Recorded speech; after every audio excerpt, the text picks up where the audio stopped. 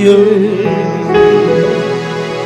C'est un grand fleuve, un amour merveilleux. Je vais y boire son amour me remplit et sa victoire inonde l'esprit.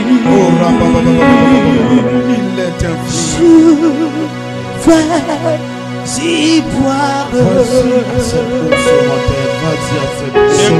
amour te remplit et me remplit. Que sa victoire enlève tes défaites.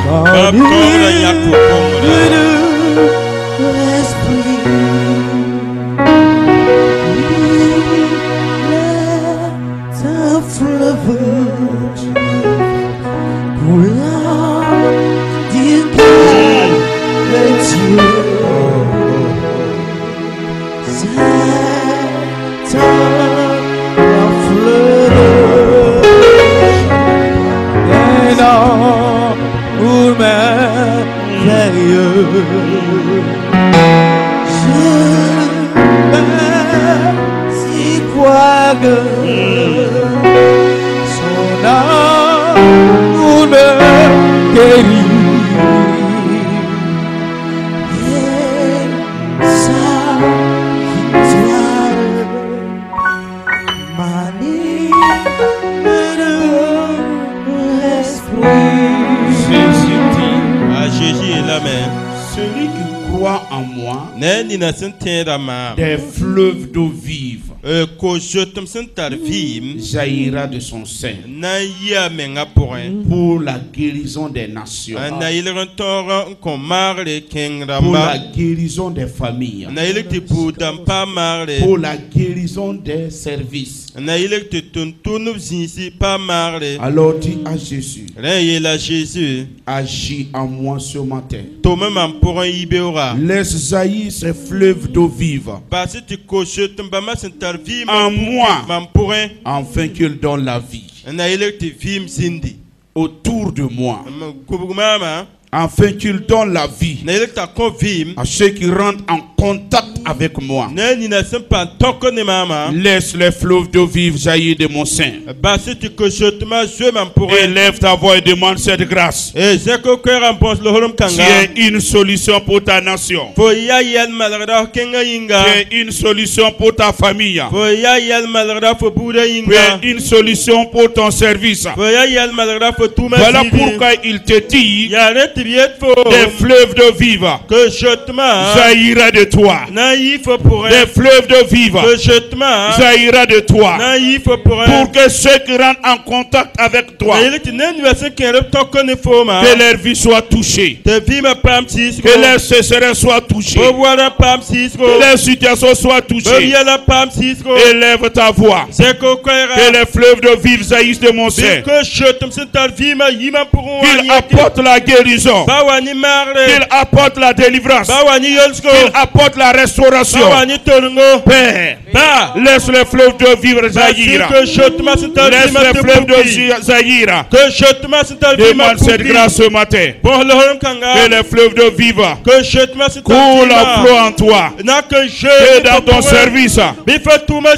Qu'il manifeste la vie, qu'il manifeste la guérison, qu'il manifeste la restauration. Demande cette grâce. Demande cette grâce. Demande cette grâce. Demande cette grâce. Demande cette grâce. Demande cette grâce. Demande cette grâce. Au nom de Jésus-Christ. Amen. Amen. J'ai la vie de Dieu en moi. J'ai la vie de Dieu en moi. Mande reprocha baba. Sa vie, sa nature et sa capacité. J'ai la vie de Dieu en moi. J'ai la vie de Dieu en moi. Oh. J'ai la vie de Dieu en moi. J'ai sa vie, sa nature et sa capacité. J'ai la vie de Dieu en moi. J'ai la vie. De Dieu en moi. J'ai la vie de Dieu en moi. C'est sa vie, sa nature et sa capacité. J'ai la vie de Dieu en moi. J'ai la vie de Dieu en moi. J'ai la vie de Dieu en moi. J'ai sa vie, sa nature et sa capacité. J'ai la vie de Dieu en moi. J'ai la vie de Dieu en moi. J'ai la vie de Dieu en moi. J'ai sa vie, sa nature et sa capacité. J'ai la vie de Dieu en moi. Que cette vie abonde en toi au nom de Jésus-Christ. Que cette vie manifeste la victoire en toi au nom de Jésus. Que cette vie manifeste le triomphe en toi au nom de Jésus-Christ. Que par cette vie, que la victoire t'accompagne, que le succès t'accompagne, que l'élévation t'accompagne, que la restauration t'accompagne. Et partout là où tu rentres, que cette vie touche ton entourage, touche ton entourage, touche ton entourage, touche ton entourage. Partout là où tu rentres, que cette vie solutionne les problèmes des hommes, solutionne les problèmes des femmes. Au nom de Jésus-Christ, au nom de Jésus-Christ, acclame fortement le Seigneur. Alléluia. Asseyez-vous dans la présence de Dieu. La vie de Dieu en nous affecte tout ce que nous faisons. La vie de Dieu en nous nous donne la capacité de changer l'histoire d'un homme ou d'une femme. La vie de Dieu en nous fait que nous sommes devenus des solutionnaires des problèmes des autres. La vie de Dieu en nous fait que devant les événements, devant les situations, toi tu te vois solution. Là où les gens crient que c'est impossible, la vie de Dieu qui est en toi te dit c'est possible. Et toi aussi tu dis que c'est possible. Donc la vie de Dieu en toi te donne d'être plus que vainqueur. Et ce matin, collabore avec le Saint-Esprit en veillant sur ton cœur. Le cœur est très important dans la marche avec Dieu. Voilà pourquoi la Bible nous dit un cœur joyeux, un bon remède. Un cœur joyeux donne la vie à tout ce que tu fais. Un cœur joyeux restaure tout ce que tu croyais que c'était détruit. Un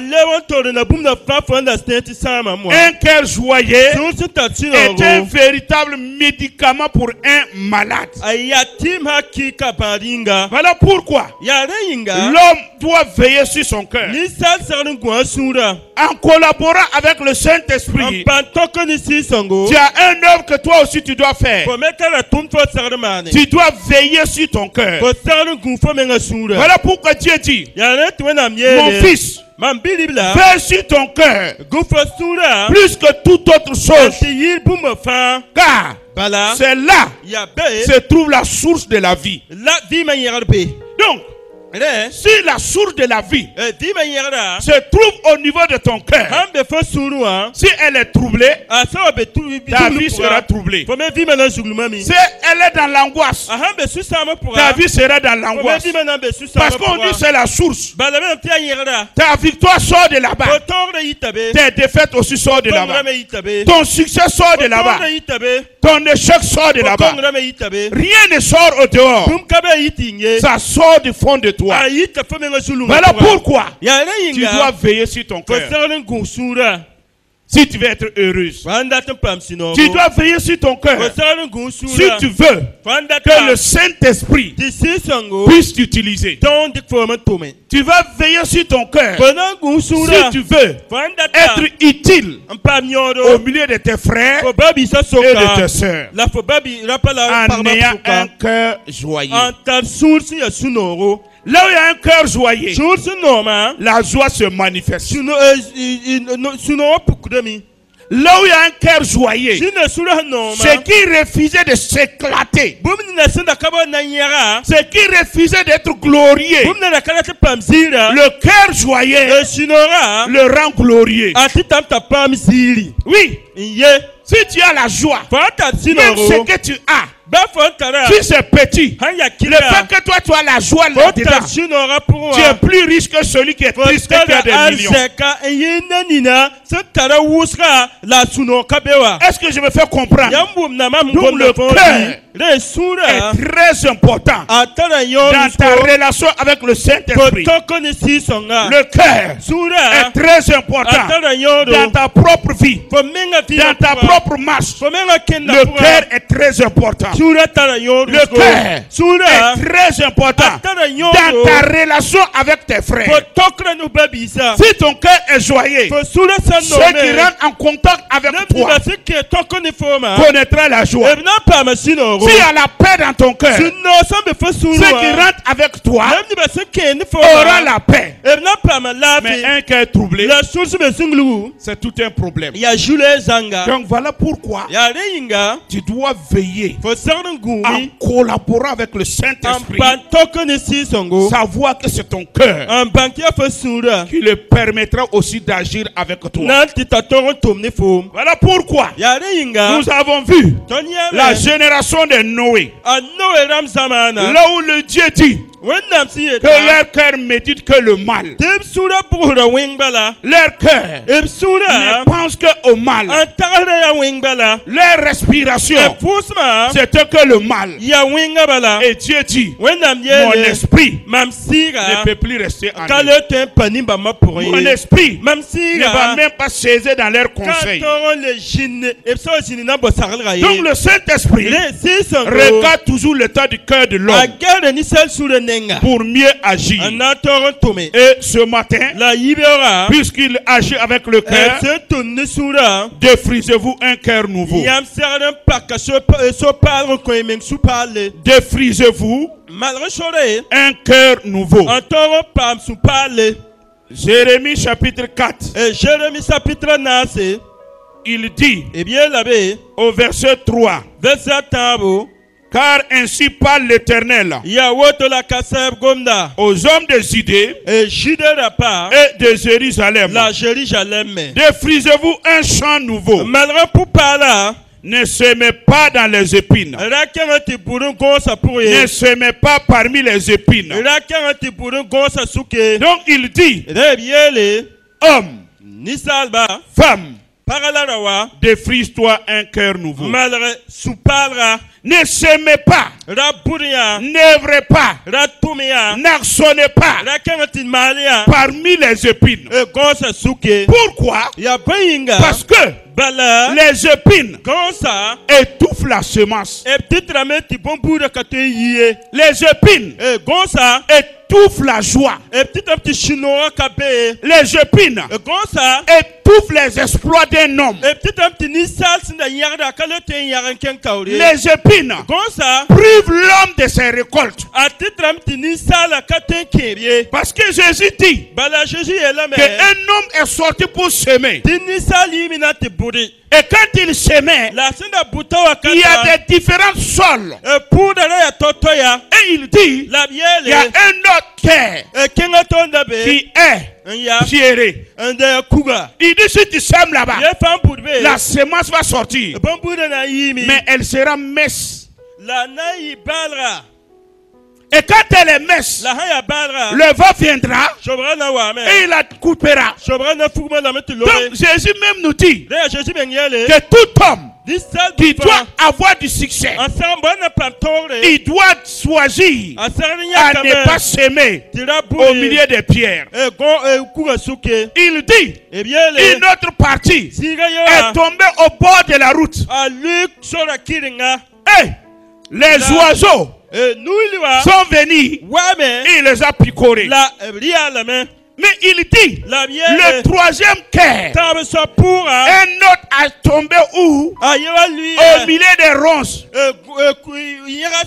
et les épines. Et Jésus s'arrête et il dit, les ronces et les épines sont les soucis de la vie.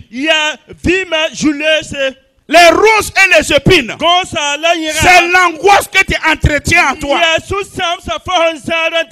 Les ronces et les épines, c'est la tristesse que tu entretiens en toi. Les ronces et les épines, c'est le manque de pardon que tu entretiens en toi. Il appauvrit ton sol. Il appauvrit ta vie. Et il t'empêchera d'avoir des récoltes comme il le faut. Voilà pourquoi Jérémie dit au peuple d'Israël, défrisez-vous un champ nouveau. Ne semez pas parmi les épines. Et Jésus dit, si tu sèmes, ta récolte ne va pas tenir. Donc regarde ton cœur. Fais tout en collaborant avec le Saint-Esprit.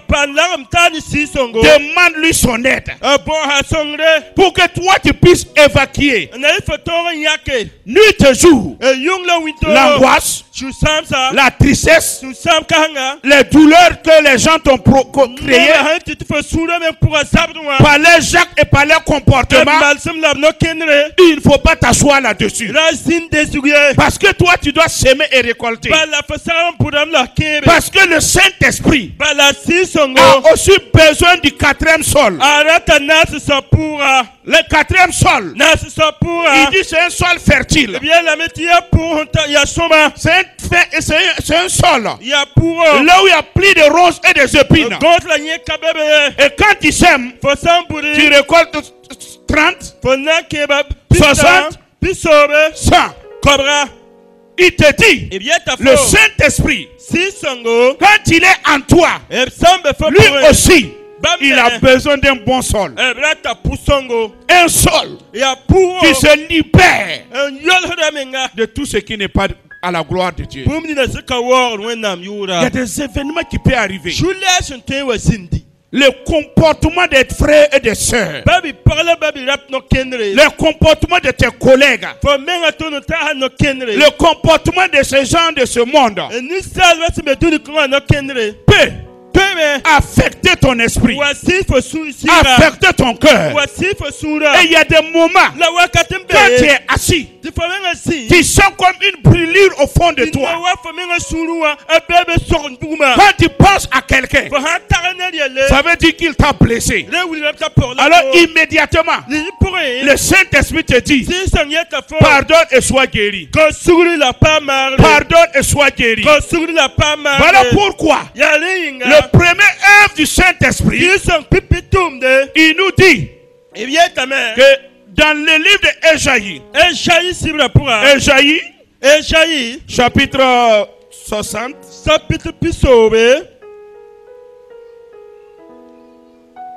parce que tant que le Saint-Esprit n'arrive pas à faire cette œuvre en toi,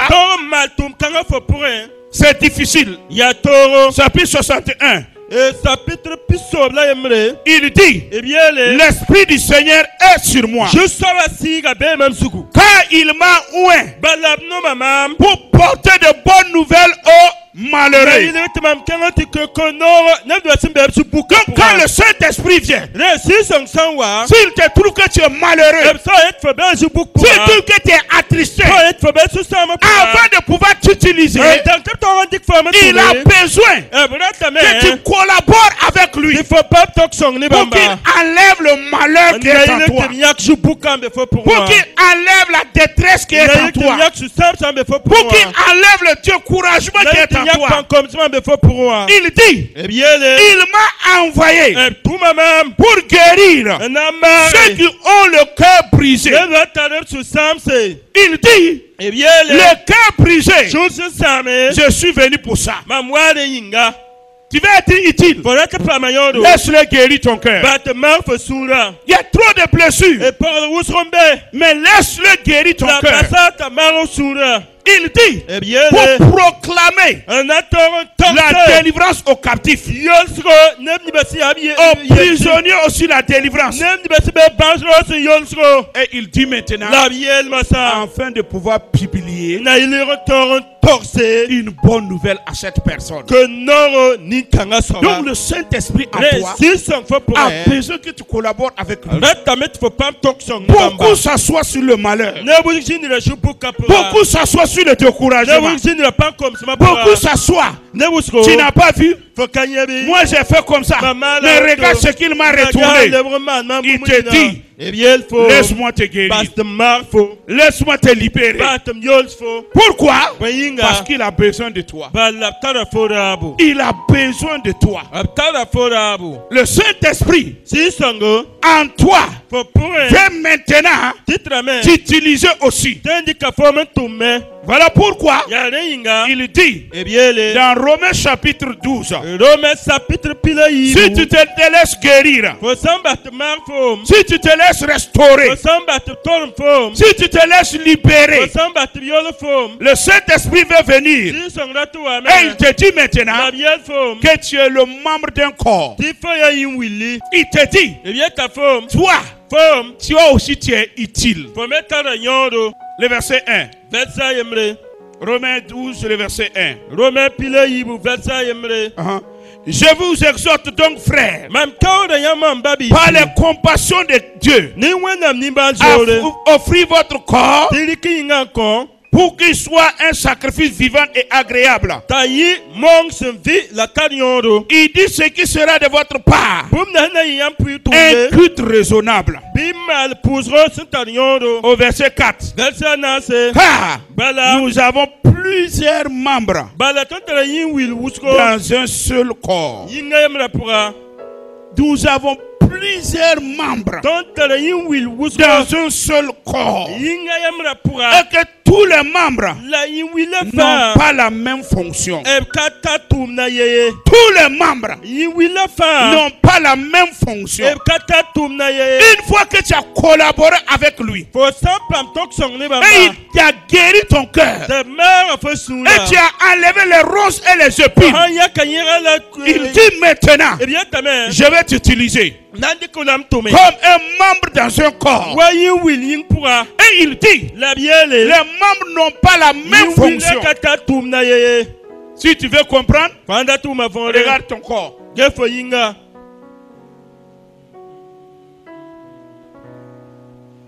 Tous les membres de mon corps n'ont pas la même fonction. Mais s'il y a Panari ici, est-ce que cette main peut travailler encore? Voilà pourquoi il dit, défrigez-vous un champ nouveau. Enlevez les blessures pour que tu sois utile dans le corps. Ainsi, nous qui sommes plusieurs, nous formons un seul corps en Christ. Et nous sommes tous membres les uns et les autres. Tu es dans le corps de Christ. Tu es un membre de mon corps. Tu peux être ma tête.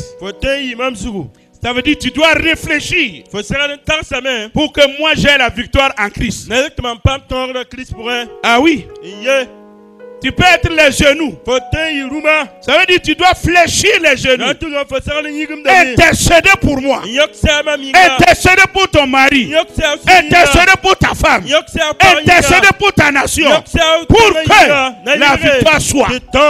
Mais si les genoux disent, moi je ne vais jamais me plier. Je ne vais jamais prier. Parce qu'on ne me reconnaît pas. La défaite du corps touchera les genoux.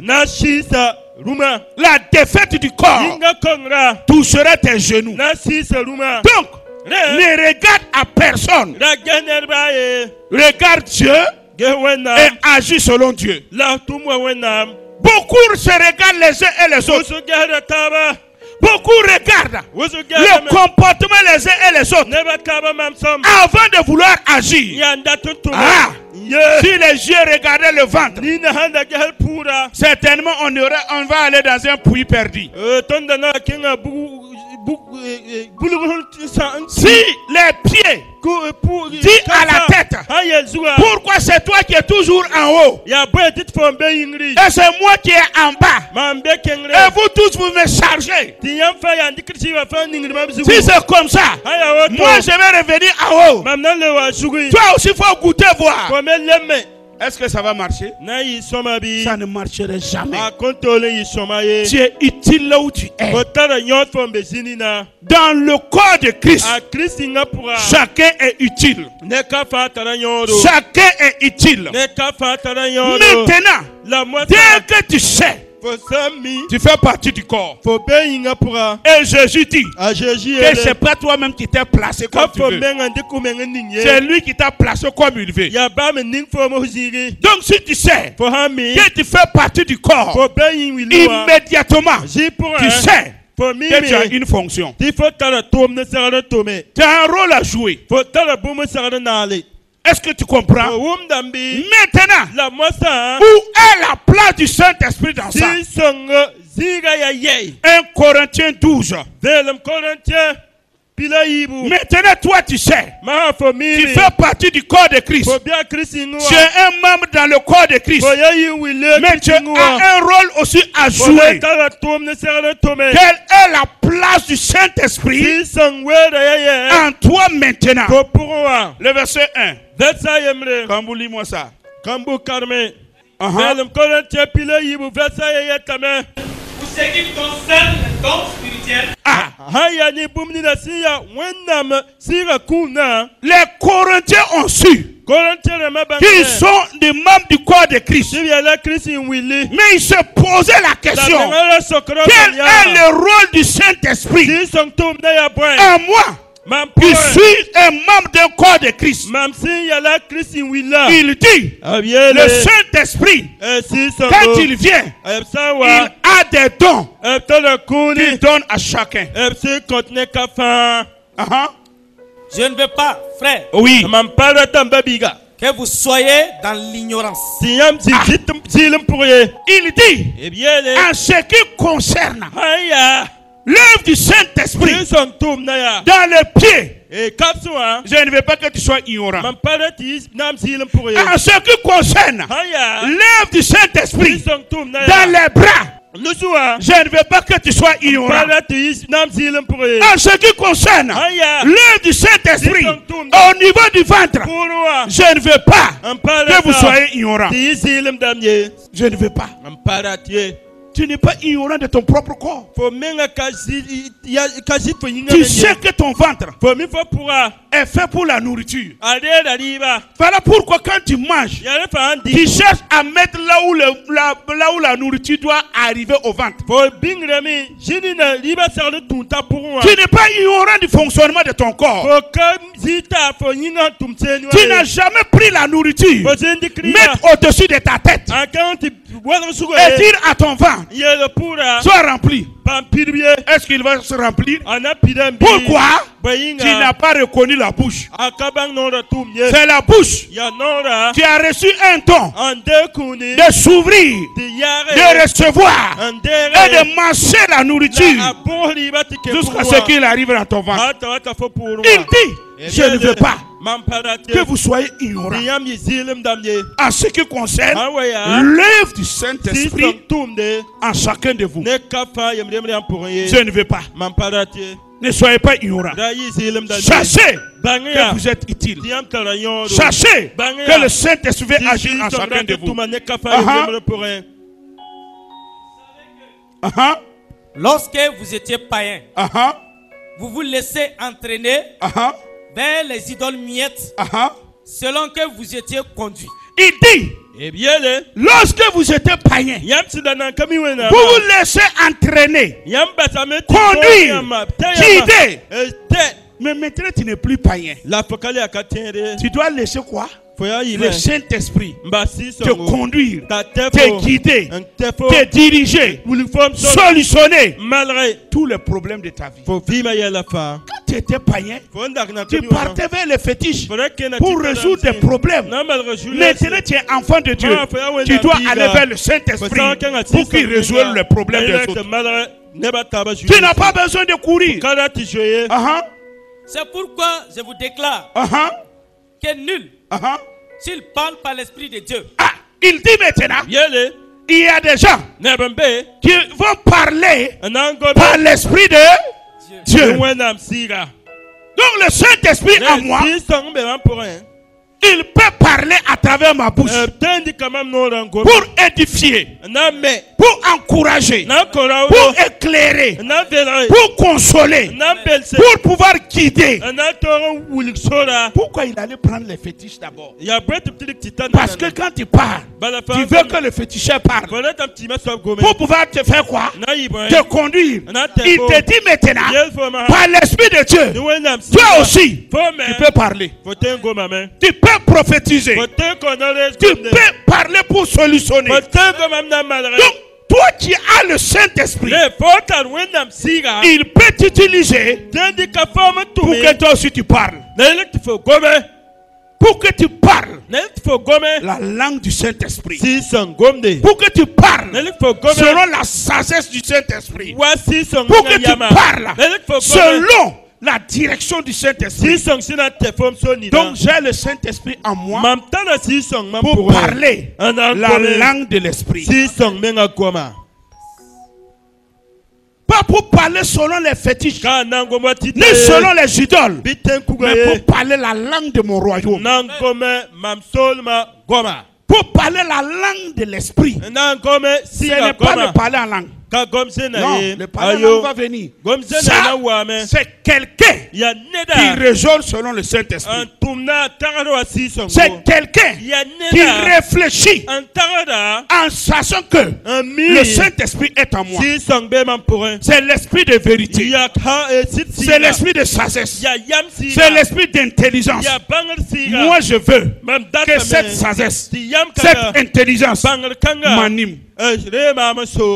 C'est ça. Parler par l'Esprit. Ça veut dire dépendre du Saint-Esprit pour parler, pour témoigner, pour solutionner les problèmes des hommes. Tu as le Saint-Esprit, tu es qualifié déjà pour ça. C'est toi qui dois collaborer avec lui. Quand il y a une situation, dis au Saint-Esprit, donne-moi ta parole. Donne-moi même les mots qu'il faut. Jésus dit, on va vous trimballer devant les tribunaux. Mais ne vous inquiétez pas de ce que vous allez dire. Car au temps fixe, le Saint-Esprit viendra sur vous et vous parlerez et vous serez justifiés. Oui, le Saint-Esprit, c'est ça. Ça, c'est pas le parler en langue d'abord. Quiconque a le Saint-Esprit, s'il accepte collaborer avec lui, il lui donne des paroles de victoire. Il lui donne des paroles qui solutionnent les problèmes. Donc, à toute situation, j'ai la vie de Dieu en moi. J'ai le Saint-Esprit en moi. Saint-Esprit, je m'attends à toi. Que ma bouche soit ta bouche. Que ma langue soit ta langue. Permets que ce que je veux dire apporte la guérison à mon frère. Apporte la restauration à mon frère. Apporte la solution au problème que la personne vient de m'exposer. Voilà l'œuvre du Saint-Esprit. La suite. S'il parle par l'Esprit de Dieu, ne dit Jésus est anathème. S'il parle par l'Esprit de Dieu, il ne fait que glorifier Jésus dans tout ce qu'il fait. Il ne dit jamais autre chose qui dénature sur la personne de Dieu. Il ne parle pas pour honir. Il ne parle pas pour détruire. Mais il parle pour que Jésus soit connu dans toute sa gloire. Dans toute sa gloire. Et que nul ne peut dire Jésus est Seigneur si ce n'est pas l'Esprit de Dieu. Toujours par l'Esprit de Dieu, je confesse mon appartenance à voilà.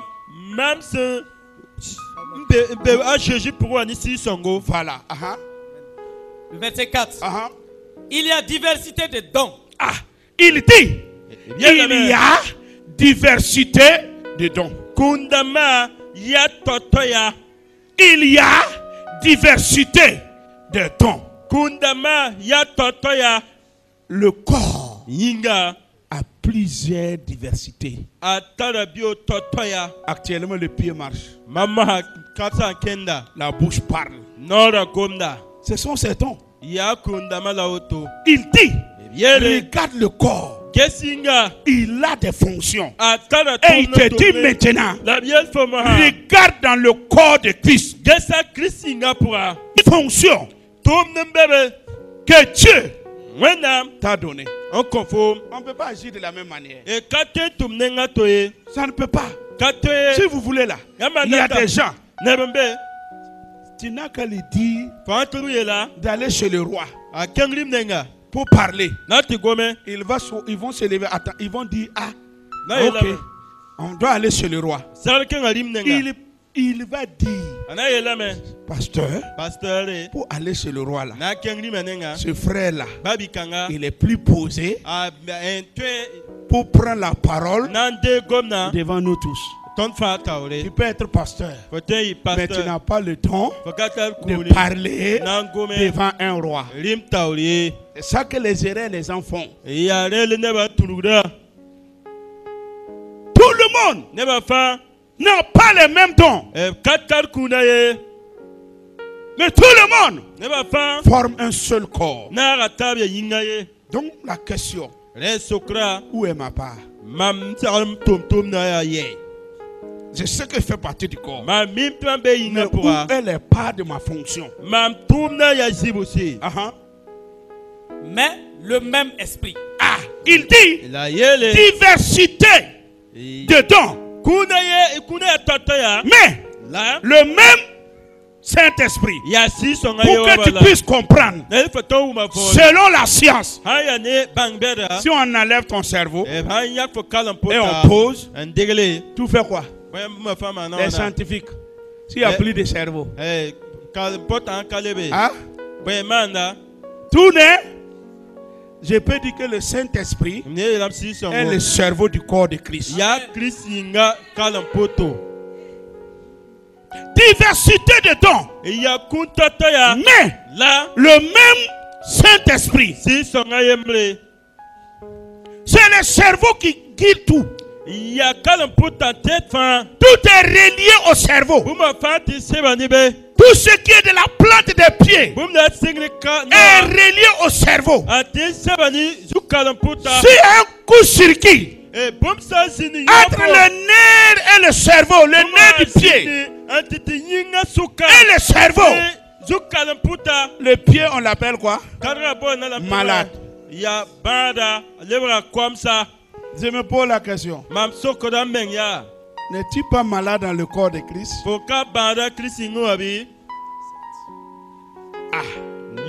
Es-tu relié au Saint-Esprit? Si tu es relié, il y a des œuvres, diversité de dons. Mais là, le même Saint-Esprit. Le même Saint-Esprit. Le même Saint-Esprit. Diversité de ministères. Diversité de ministères. Mais le même Seigneur. Mais le même Seigneur. Je ne peux pas comprendre. Même dans le ministère, il y a des gens qui se disent grand pasteur, d'autres pasteurs de brousse, pasteur de ville, grand prophète, petit prophète, grand évangéliste, petit. Mon ami, on n'a même pas besoin de ça. On ne peut pas opérer de la même manière. Il y a des hommes de Dieu dans leur ministère là. Toutes les quand le don se manifeste dans son ministère, c'est ouvrir les yeux des aveugles seulement. Mais il ne peut même pas prier pour guérir un mot de tête.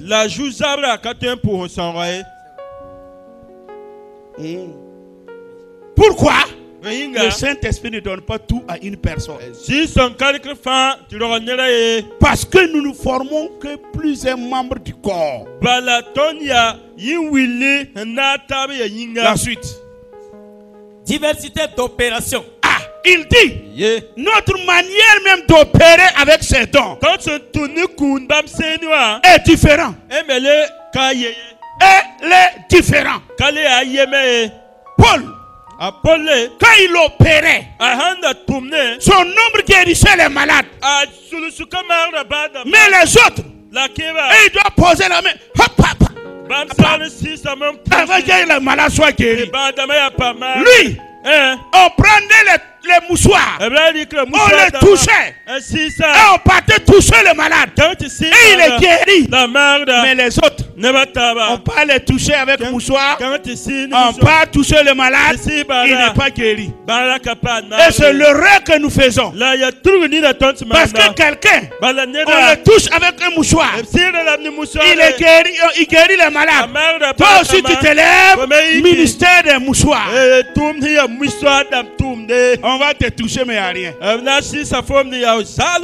Parce que le cerveau, il dit au pied, voilà ta fonction. Il dit à la main, voilà ta fonction. Il dit au ventre, voilà ta fonction. Mais le même Dieu qui opère tout en tous. Même le même Dieu qui opère en chacun de nous. Pourquoi ça ne marche pas? Parce que les chrétiens ont pris tout mettre sur le pasteur. Quelqu'un est malade, il faut l'envoyer sur le pasteur. Quelqu'un a des problèmes, il faut l'envoyer sur le pasteur. Voilà tout ce que les chrétiens connaissent. Mais comment? Si le pasteur est un ventre et la personne a besoin du pied, toi tu le conduis au ventre, son problème ne sera pas résolu. Il faut que vous soyez responsable. Ne fouillez pas votre responsabilité. Il y a des gens, tous les problèmes que les gens viennent lui dire, les autres n'entendent pas. Pourquoi on ne parle pas chez les autres? Parce que Dieu ne les a pas conduits là-bas. Il les a conduits chez toi. Prie. C'est toi la solution. Même physiquement, même dans le monde, il y a certains problèmes qui vont rentrer dans un service. Et tout le monde va dire, si ce n'est pas une telle personne là, nous on ne va pas quelqu'un qui peut résoudre ce problème. Ou bien. C'est ça.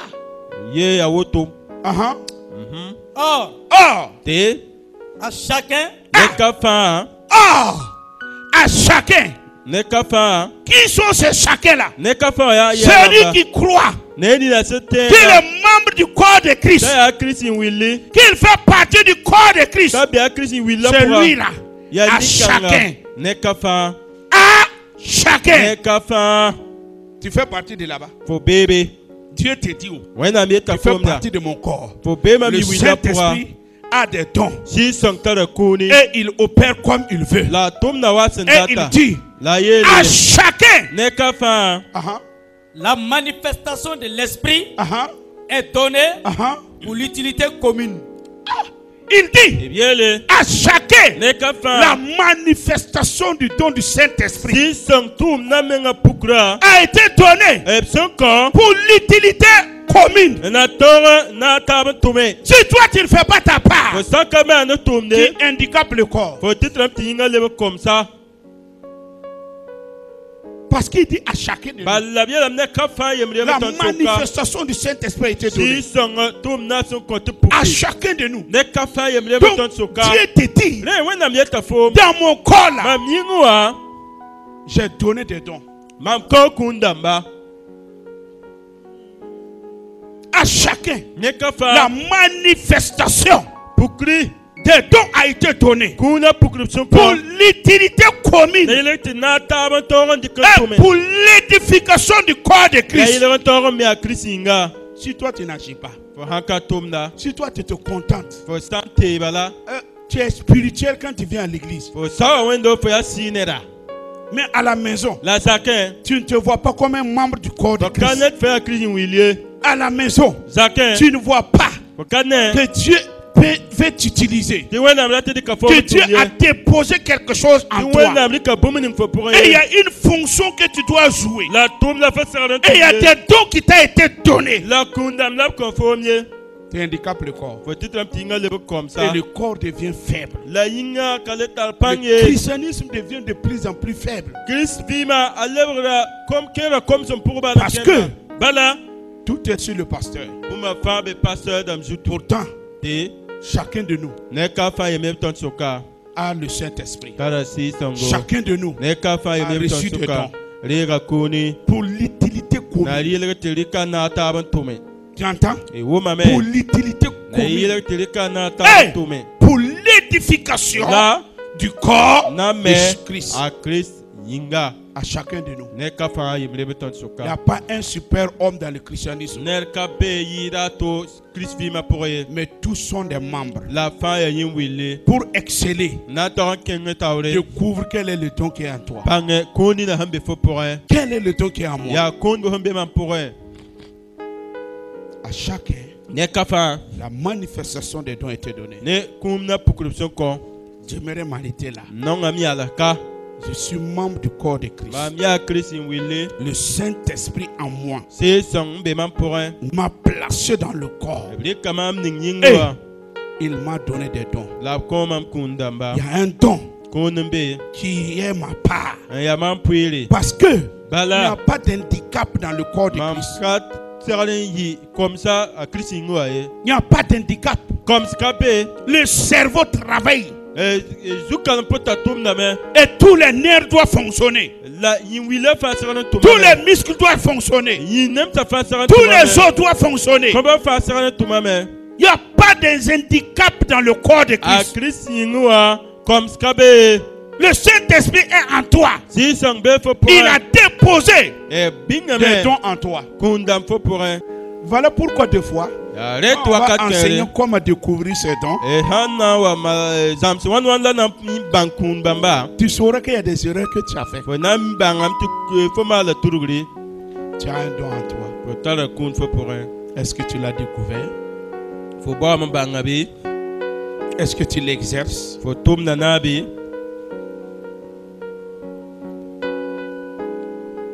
Dans l'église, dans la société. Il dit c'est pour édifier, c'est pour encourager, c'est pour relever, c'est pour bâtir. Quand les dons sont en toi, tu deviens un rond-point de certains problèmes. Oui, les dons fait de toi un rond-point de certains problèmes. Quand on va arriver, tu vas le comprendre. Aujourd'hui, c'est les dons qui rendent le christianisme plus propre. C'est quand chacun a découvert ce que Dieu a déposé en lui et opère dans ça. L'évangile avance. Aujourd'hui, beaucoup n'ont pas découvert leurs dons. Ils sortent, ils évangélisent. Ça ne marche pas. Mais regardez quand on opère avec les dons. Par exemple, le don de parole de connaissance. Tu t'assois, tu regardes quelqu'un. Faut ça, je ne gagnera. Et tu lui dis, tel problème il a. Et d'où vient ce problème? Que tu veux ou pas, il va croire à ton Dieu. Ou bien, quelqu'un qui a le don de guérison. Malheureusement, ceux qui ont ce don ont tendance à conduire les malades chez le pasteur. Toi, tu es à la santé là-bas. Tu as vu un malade. Toi, tu parles de si tu arrives chez mon pasteur. Il n'est pas chez le pasteur, il est chez toi. Il est dans ton service. Si tu crois que le Saint-Esprit en toi peut t'utiliser pour guérir un malade, la première des choses, tu commences avec la foi d'abord. La foi simple. Vous imposerez les mains aux malades et ils seront guéris. Après, ta fidélité à prier pour les malades peut aller déclencher le don de guérison. Et il y a des malades, tu ne vas même pas prier. Tu touches son lit seulement et puis tu pars. Il dit tout va bien. Ça, c'est les dons. Ceux qui sont dans la santé là, est-ce que ce don n'est pas bon? Un malade qui va presque à la mort. Et toi, tu arrives, tu le touches et il est guéri. Mais quand vous arrivez, c'est courir placer ces règles là. Oui, en plaçant pour rabattre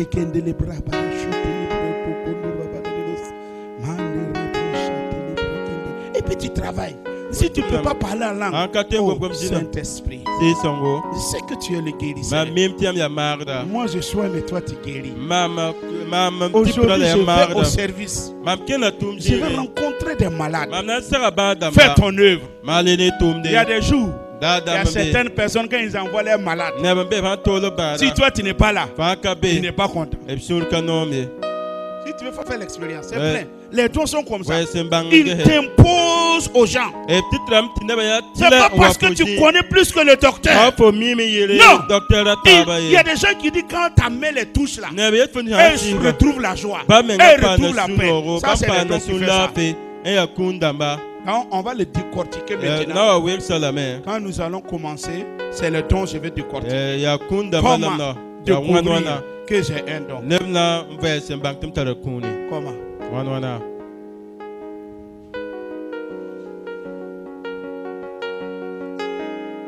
Le Saint-Esprit à moi, il veut opérer, mais il a donné à chacun de nous. Il dit à chacun, la manifestation des dons a été donnée pour l'utilité commune. Est-ce que tu vois cela en toi? Est-ce que tu sais que tu es utile dans le corps? Est-ce que tu sais que maintenant que tu as le Saint-Esprit et que tu collabores avec lui, quand il finit de faire son œuvre en toi, il commence à t'utiliser maintenant pour les gens du dehors. Comment chacun de nous? Il n'y a pas un géro dans le corps de Christ. Il n'y a pas de sommaire dans le corps de Christ. Tout le monde a une fonction. Tout le monde a reçu un don. C'est le don de ministère qui est différent. Là, c'est les 5 ministères. Mais les autres dont on parle là, c'est pour tous les chrétiens. Tous.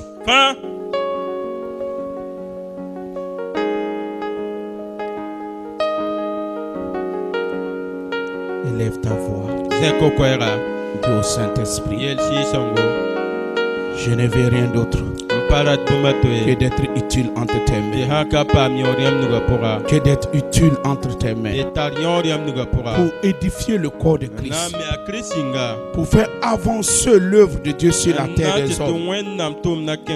Demande cette grâce au Saint-Esprit. Tu es en moi. Je veux que tu sois maintenant avec moi. Avec moi. Manifeste les dons. Manifeste les dons. Manifeste les dons. Manifeste les dons. Manifeste les dons. Parce que tu as dit à chacun la manifestation est donnée pour l'utilité commune. Je vais être utile. Je vais être utile. Je vais être utile. Saint-Esprit de Dieu, manifeste ça. Manifeste ça. Manifeste ça. Tes dons à moi.